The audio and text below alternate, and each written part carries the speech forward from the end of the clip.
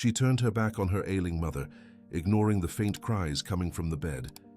"If you marry him, you'll never see me again."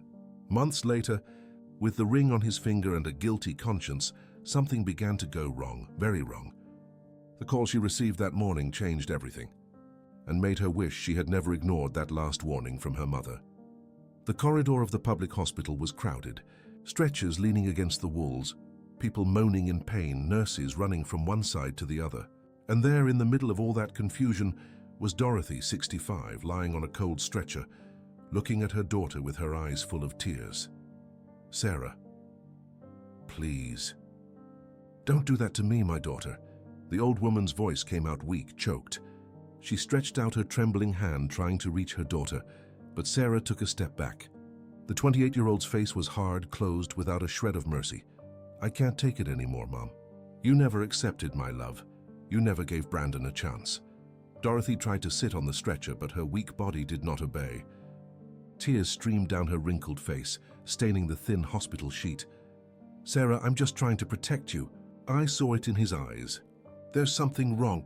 You are wrong." Sarah's voice came out loud, drawing the attention of some patients around. "You have always been like this, controlling, wanting to rule my life. Well, now you will feel what it is like to be alone." Sarah turned her back and began to walk down the hallway. Dorothy reached out with all the strength she still had. "My daughter, don't go away. I'm sick. I need you." But Sarah didn't look back.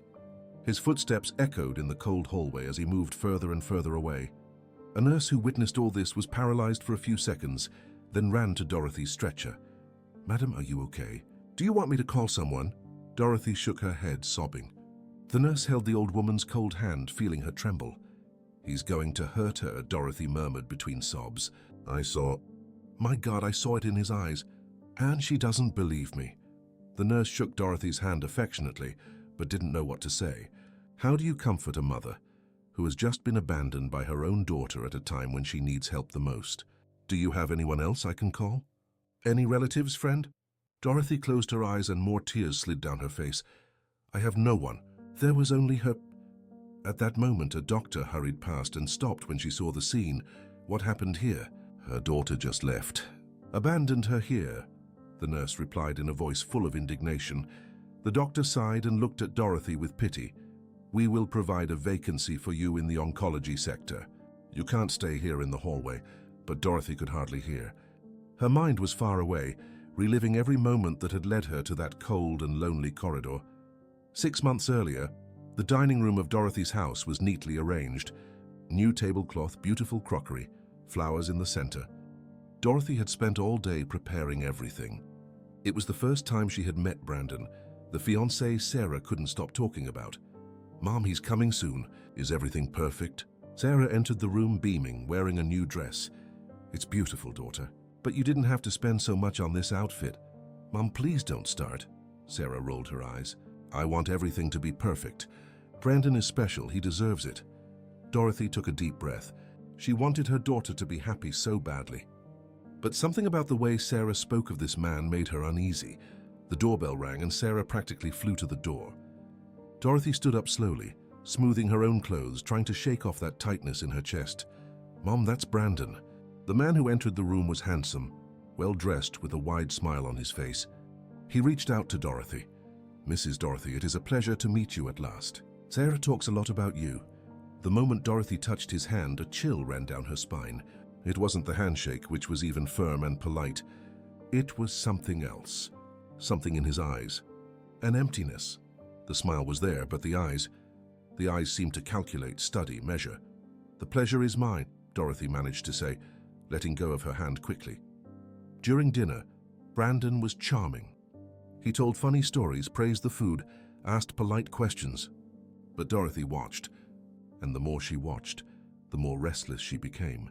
She noticed how he touched Sarah's arm every time she was going to speak, as if she needed permission. She noticed how he diverted the subject whenever Sarah mentioned her friends. She noticed how he controlled the conversation, leading each topic. "Sarah told me that you have worked all your life as a teacher," Brandon said, cutting a piece of meat. "I worked, yes. It was 35 years of teaching. How admirable. It must be hard to retire after so long, right? Staying at home doing nothing?" Dorothy frowned. I don't do nothing. I volunteer, I take care of the garden, I read a lot. Of course, of course. He smiled, but there was something condescending about that smile. But it must be lonely, right? That's why it's so good that Sarah found me. Now she doesn't have to worry so much about you. Sarah laughed, not noticing her mother's discomfort. Oh, Brandon, you're so cute worrying like that. But Dorothy had gotten the message. He was marking territory. He was saying in a subtle way that Sarah now belonged to him. After Brandon left, Sarah was floating with happiness. He's perfect, right, Mum? I knew you'd love him. Dorothy took a deep breath. Daughter, I need to tell you something. Oh, Mum, if it's to criticize, I don't want to hear it. Sarah, please listen to me. I didn't like him. Sarah's smile died instantly. What do you mean you didn't like it? He was super polite, kind. There's something wrong with him, daughter. I felt it. The way he looks at you, the way he talks. It's not healthy. Sarah crossed her arms. You're crazy. He is wonderful. The lady who doesn't want to see me happy. That's not it, Sarah.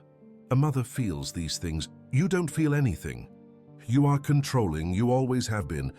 No boyfriend of mine was ever good enough. Because I know you, daughter. And I know how to recognize when something is not right. The discussion only got worse from then on. And it was just the beginning. In the following months, the relationship between Sarah and Dorothy was crumbling like a sandcastle. Each encounter ended in a fight. Each phone call turned into an argument. Brandon had become the center of Sarah's life. She had dropped out of the yoga classes she loved because he said the teacher was too gallant. She stopped going out with her friends because he always had some special program just for the two of them at the same times. Even the way she dressed had changed. More discreet clothes, less makeup, all because Brandon said he preferred her natural, without attracting attention from others. Dorothy saw all this happening and her heart broke. But every time she tried to talk, Sarah would explode. You're jealous. Don't accept that I found someone who really loves me. Love is not that, daughter. Love doesn't keep you away from the people you love. The problem is that you were never really loved. That's why you don't recognize it when you see it. That sentence had cut Dorothy like a knife. Sarah regretted it at the time, but the damage was done. It was on a rainy Tuesday that Dorothy received the diagnosis: pancreatic cancer, advanced stage. The doctor talked about treatments, about chances, about time, but Dorothy could barely process it. All she thought was, I need my daughter. She called Sarah, trembling. Daughter, I need to see you. It is urgent. Mom, I'm busy right now. Brandon and I will... Sarah, please. It's about my health. There was a pause. Okay, I'll stop by tomorrow morning. But when Sarah arrived the next day, Brandon was with her. Dorothy felt her heart tighten. Daughter, I wanted to talk to you. Alone, Brandon gave him that smile. Why, Mrs. Dorothy, there's no secret between me and Sarah, right? We're practically married already. Sarah nodded, holding his hand. Dorothy took a deep breath and counted. About cancer, about the treatment I was going to need, about how scared I was. Sarah turned pale. Tears filled her eyes and she got up to hug her mother. But Brandon pulled her back to the couch subtly. Love, breathe. We need to think calmly, he said, stroking Sarah's back. Then he looked at Dorothy. Have you talked to your family about this? Sarah is my only family. I see. Well, it's a really complicated situation. He paused as if calculating. But you know that Sarah and I are planning our wedding, right? It's an important moment for us. Dorothy couldn't believe what she was hearing. I'm talking about cancer and you're worried about marriage. Mom, Sarah scolded. He's just being practical. Practical? Dorothy felt her anger rising. Sarah, I need you. I'm going to have to do chemotherapy. I'm going to need help. Brandon leaned forward. With that serious, collected look, Mrs. Dorothy, with all due respect, we need to think about what is best for Sarah, too. This treatment will be long, exhausting. Sarah has her life, her plans. I'm her mother. And I'm going to be her husband, he replied firmly. And a husband protects his wife from situations that can harm her emotional health. Sarah was there, in the middle of the two with her head down. Dorothy held out her hand. Daughter, look at me. Are you really going to leave me alone at this point? Sarah lifted her face and Dorothy saw that she was crying. But before Sarah could speak, Brandon stepped forward. No one is talking about leaving it alone. Mrs. Dorothy, but you need to understand that you can't use your illness to manipulate my fiancé. Manipulate? Dorothy stood, trembling with anger and fear. I'm asking for help from my own daughter. Mom, please, Sarah finally spoke, her voice faint. I need to think. Think? About helping your own mother? Brandon stood up, pulling Sarah along. I think it's better for us to go. You are very altered. It's not good for Sarah. And they left, leaving Dorothy alone in the room, with the cancer diagnosis still echoing in her head. Over the next few days, Sarah called a few times. The conversations were tense, full of heavy silences. Dorothy tried to be strong, but the disease was already taking its toll. The chemotherapy sessions left her exhausted, nauseous, weak. It was on one of these calls that Sarah finally put her cards on the table. Mom, Brandon, and I talked a lot, and we came to a conclusion. Dorothy held the phone tightly. I'll help you with the treatment. I'll take you to appointments. I'll take care of you. Sarah paused. But you need to do something for me too. What, daughter? Accept my marriage. Give your blessing to Brandon. Stop talking bad about him. Dorothy felt the world spin. Sarah, are you blackmailing me? It's not blackmail, Mom. It's a fair trade. You help me to be happy and I help you with the disease. But I can't lie, daughter. I don't trust him.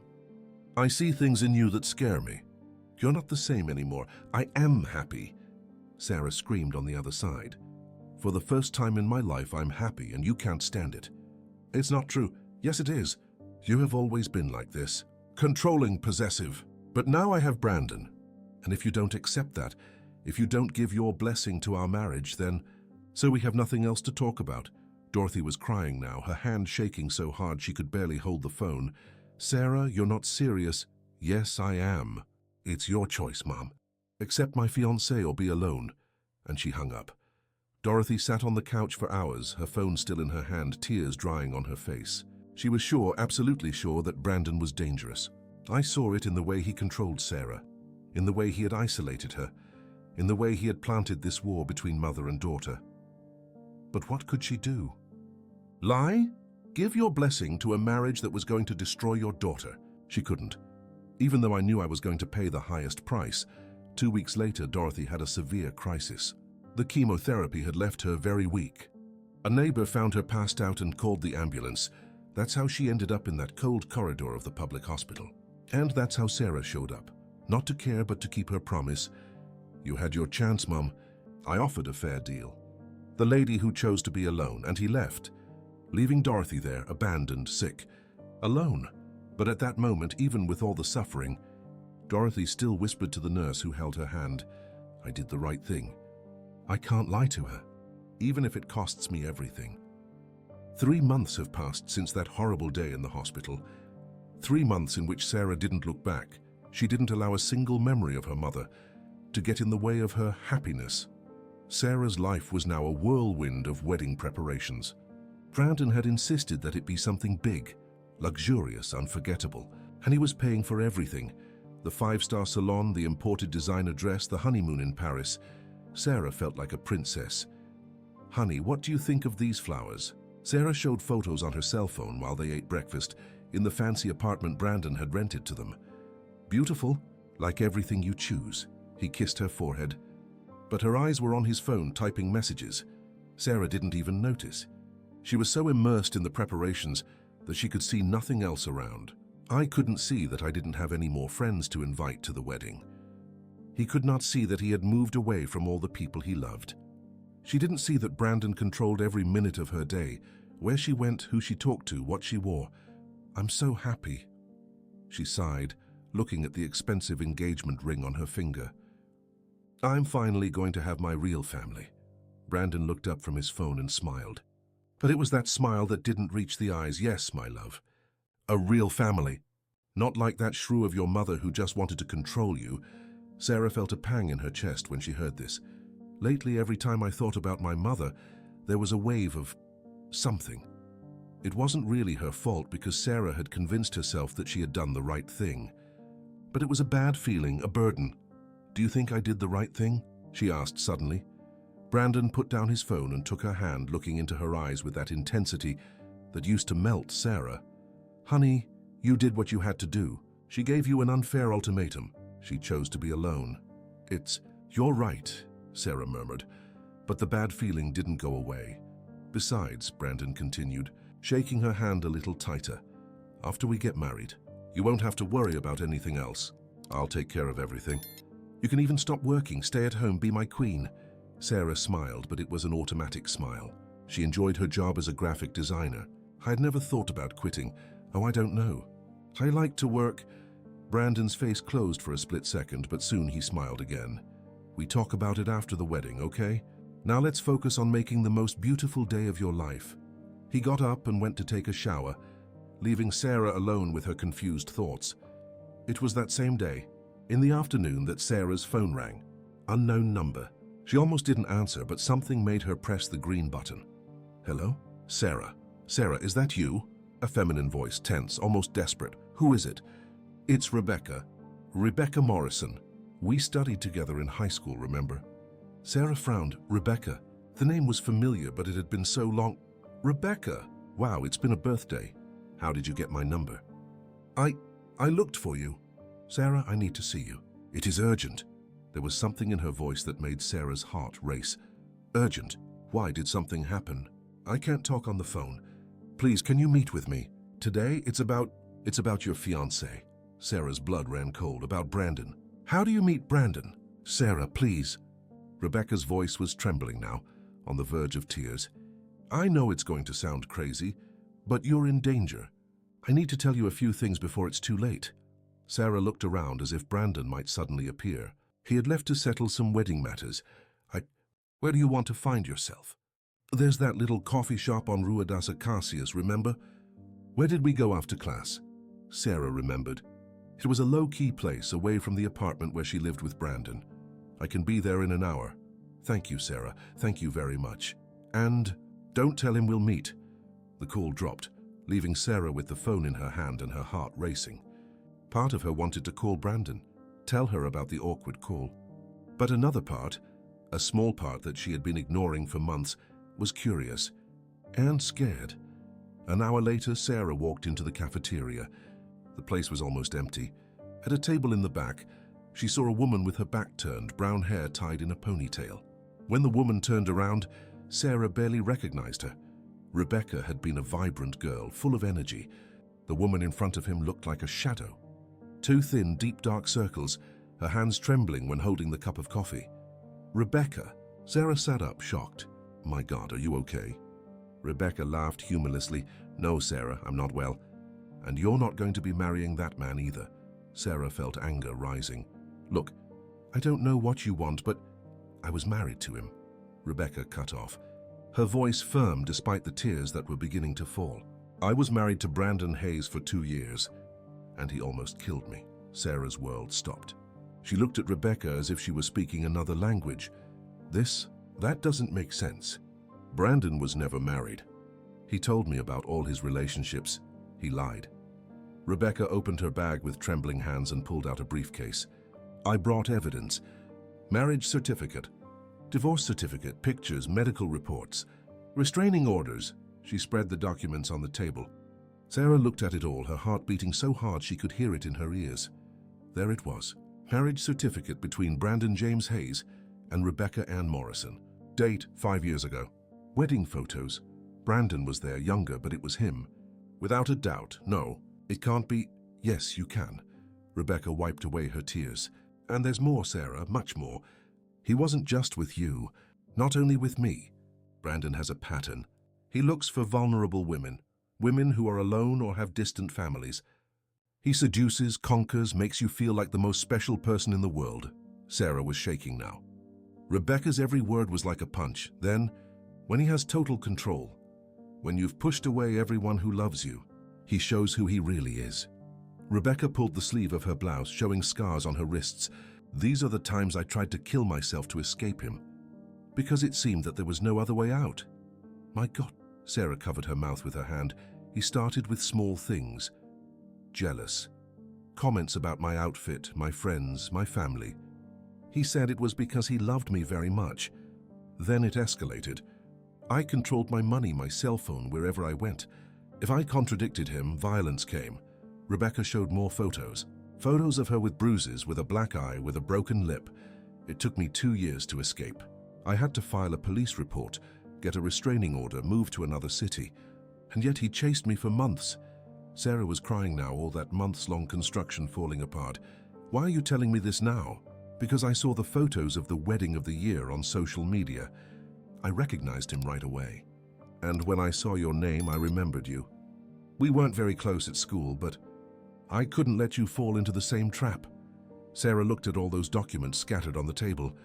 The evidence was incontrovertible. And suddenly it all made sense. Every awkward comment Brandon made, every time he subtly controlled her, every moment she felt trapped, but convinced herself it was love, and her mother's voice echoed in her head. Crystal clear, he's going to hurt you. I saw it in his eyes. I saw... Sarah staggered out of the coffee shop, as if she had been beaten. The world around was blurred, distorted. Each step was an effort. She sat on a bench in the square in front of her and just stood there staring at nothing, trying to process everything. Rebecca had stayed with her for almost 2 hours, telling every detail of the hell she had experienced, how Brandon started out charming and caring, how little by little he isolated her from everyone. As the first slap came unintentionally during an argument, followed by apologies and flowers, how the violence escalated until Rebecca found herself trapped in an apartment with no money, no friends, no family, being beaten almost every day. He has a gift for choosing the right victims, Rebecca had said, wiping away tears. Women who have some fragility, some point that he can explore. In my case, I had just lost my father and was alone. In your case, my mother, Sarah had whispered, feeling the nausea rise. He knew I had problems with my mother, and he used that. He always wears it. He distances you from those who can protect you, makes you think that you only have him in the world. Then you're in his hand. Now sitting on that bench, Sarah has relived the past 6 months as if she were watching a horror movie. Each moment was recontextualized. Brandon's cute jealousy when she talked to other men wasn't cute. It was possessive, controlling. The way he took care of her by choosing her clothes, her friends, her programs, was not care, it was prison. The way he had pitted her against his own mother was not accidental. It was strategic, calculated, cruel, and Dorothy had seen it all from the first minute. She had felt the danger emanating from that man. She had tried to warn, protect, save her daughter. And Sarah. Sarah had called her controlling, a shrew. A toxic, Sarah had abandoned her own sick mother with cancer, alone in a hospital corridor. The pain that took over Sarah's chest at that moment was so strong that she bent over, sobbing uncontrollably. People passed by and stared, but she didn't care. Nothing else mattered but the devastating truth he had just discovered. She picked up her phone with trembling hands. I needed to call the hospital. She needed to know if her mother was still there, needed love. I found you.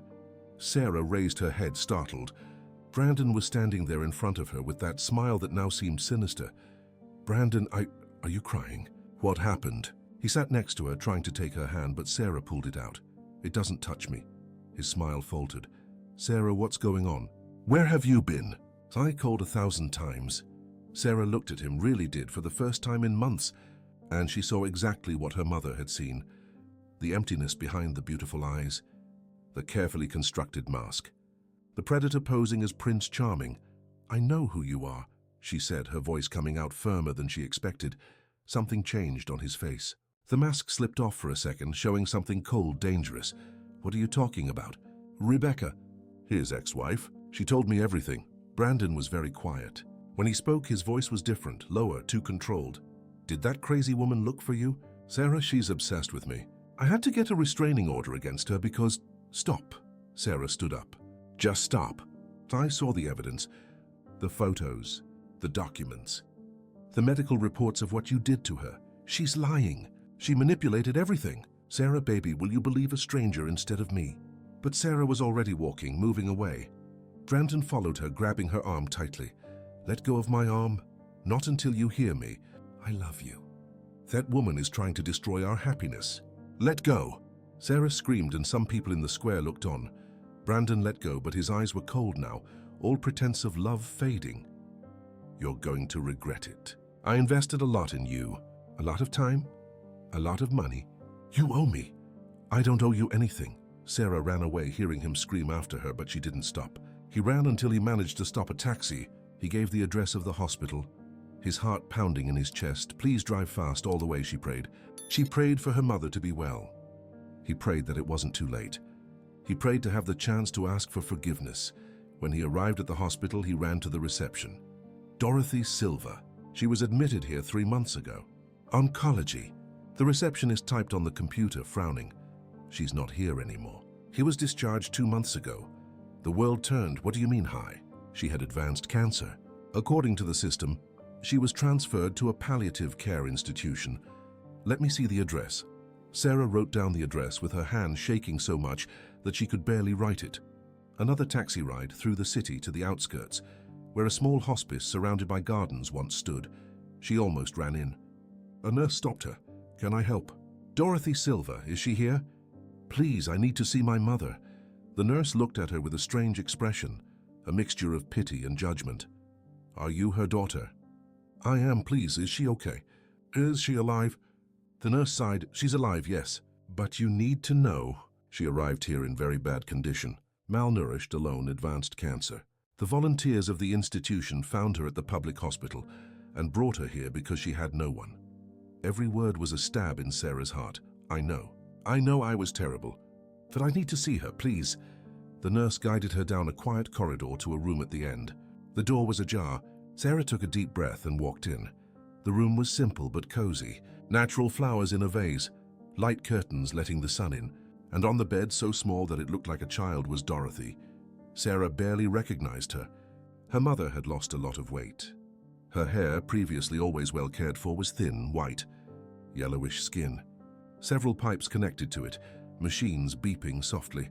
But when Dorothy opened her eyes and saw her daughter standing in the doorway, there was no anger in that look, just a deep sadness and a relief. Sarah.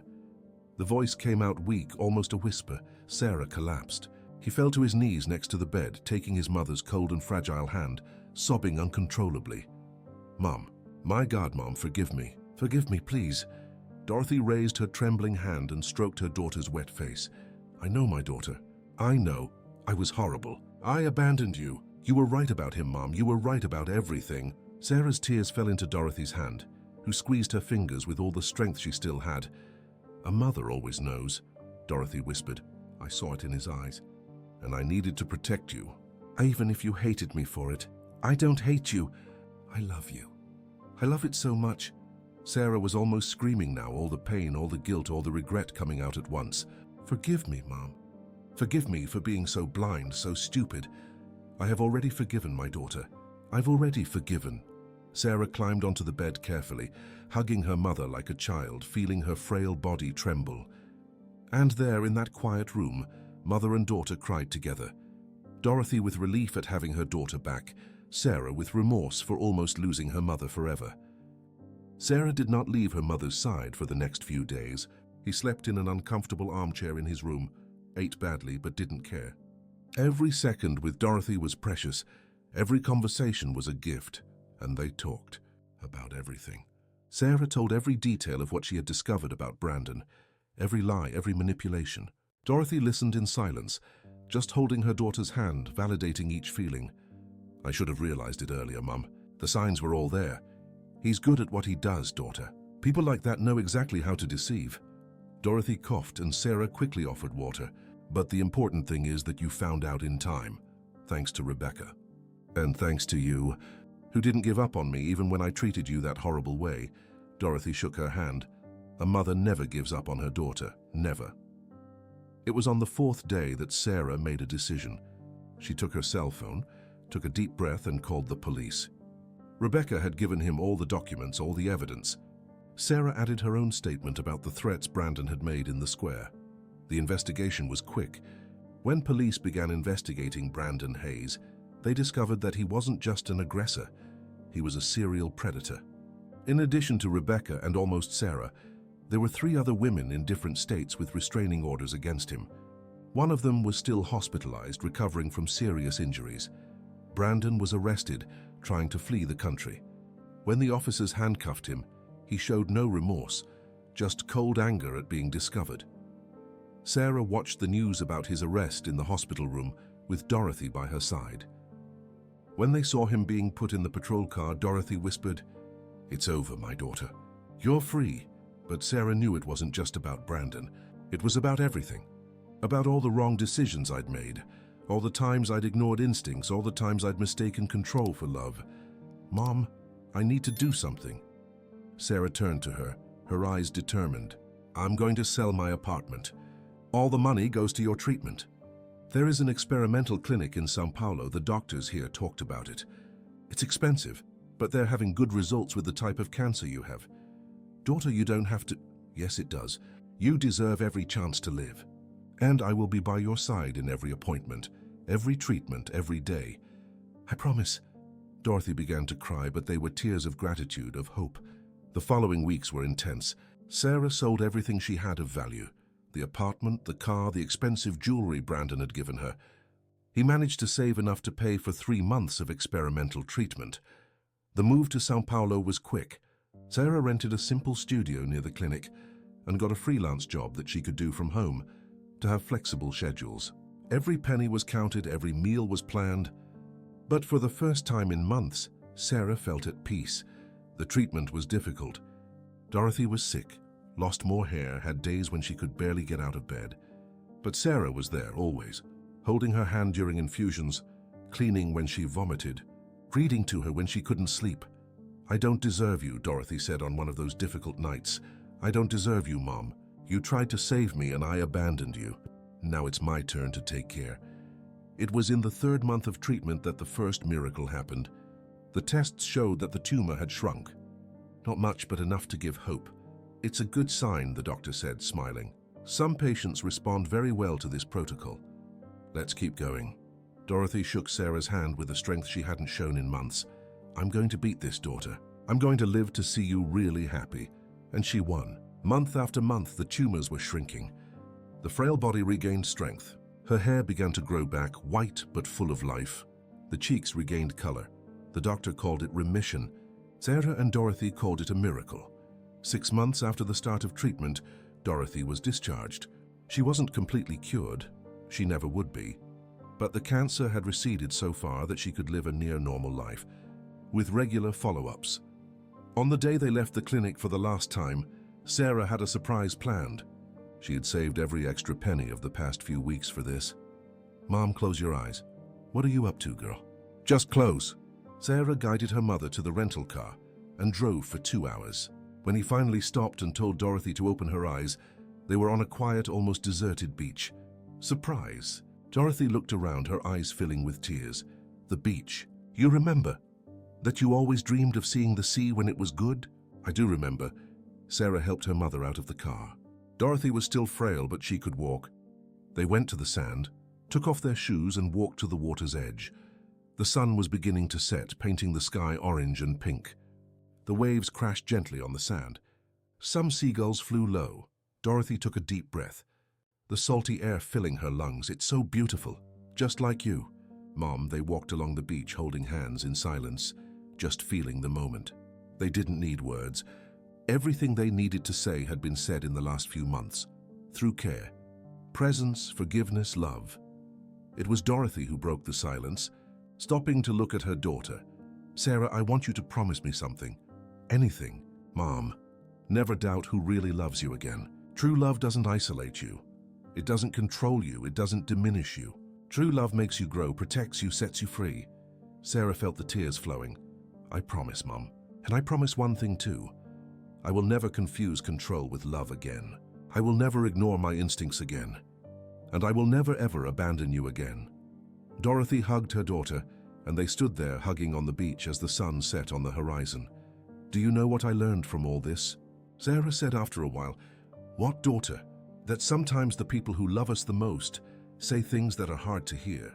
Not because they want to hurt us, but because they care too much to lie. You could have lied. You could have given your blessing to the wedding just so I wouldn't abandon you. But he didn't lie, because he really loves me. And you could have continued on the wrong path, too proud to admit the mistake. But it came back. Because he has courage, and because deep down I always knew what true love was. They walked again, their feet sinking into the wet sand, leaving footprints that the waves would soon erase. Mom? Yes, daughter. Thank you for never giving up on me. Even when I didn't deserve it. Dorothy stopped and held her daughter's face with both hands. A mother never gives up. Sarah, never. Because a mother's love is greater than any sorrow, any mistake, any distance. It's the kind of love that hopes, that forgives, that heals. Sarah hugged her mother tightly but carefully, aware of how fragile that body still was. I love you so much. I love you too, my daughter. I always loved it. I will always love. The sun had now completely set, and the first stars were beginning to appear in the sky. The full moon reflected off the water, creating a silver path in the waves. It's a new beginning, right, Mom? For both of us. Yes, it is. A new beginning built on truth, on forgiveness, on love that survived, even when all seemed lost. They stayed there a while longer, just existing in that perfect moment. Mother and daughter, united again, stronger than ever. When they finally got back to the car, the sky was full of stars. Sarah looked at her mother in the passenger seat. She was tired but smiling, her eyes shining with happiness. Mom? When we return to São Paulo, I want us to live together. Not out of obligation or guilt, but because I want to. Because I wasted too much time away from you. Dorothy took her daughter's hand. I'd love that. My daughter. And as she drove back with her mother by her side and the sound of the waves still echoing in her memory, Sarah knew that she had learned the most important lesson in life. That true love does not diminish you, does not control you, does not distance you from the one you love. True love protects you, even when you don't want to be protected. True love hopes, forgives, and never, never gives up. 3 years later, Sarah was in an art gallery presenting her first solo exhibition. Dorothy was there, radiant, completely recovered, proudly telling everyone that this was her daughter. Sarah had gone back to therapy, had rebuilt friendships, had learned to recognize the signs of toxic relationships. She wasn't in a hurry to get involved with anyone. She was learning to love herself first. And every time she looked at her mother, she remembered that night on the beach the words Dorothy had said, "Never doubt who really loves you again." Sarah never doubted it again. ND.